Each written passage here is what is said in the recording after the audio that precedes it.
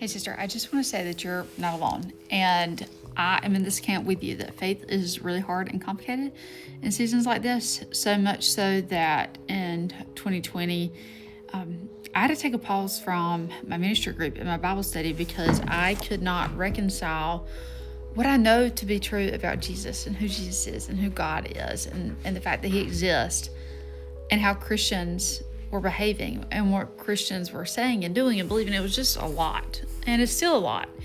And so I have a book coming out next month that talks a lot about this, about the complicatedness of faith. It's called This Little Fire of Mine, kind of play on words with this little light of mine, because I've always had this fire, this fiery friction of, I really believe in God. I've seen enough to know it exists in my own life. I can tell you all kinds of stories. And I believe that the way of Jesus, the way that He interacted and moved through the world is the way that we should live our lives. However, we as Christians as a whole have kind of gotten down a rabbit trail and lost the plot of the gospel in a lot of ways. And that is really hard to reconcile.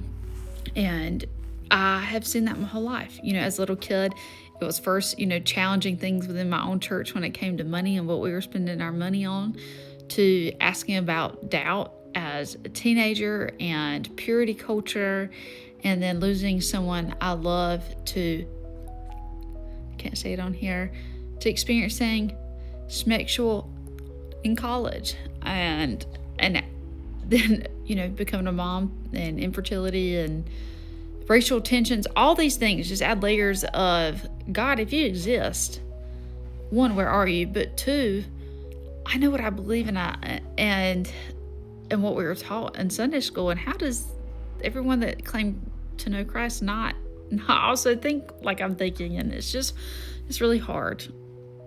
So I'm glad you're here. You're not alone. You're in good company. A lot of us are feeling the same way. I call it soul friction. It's the premise of my book, and I had no idea when I started it in 2017 that it would climax in 2020 and that my book would be coming out in the midst of all this. But you're in good company, and I'm glad you're here.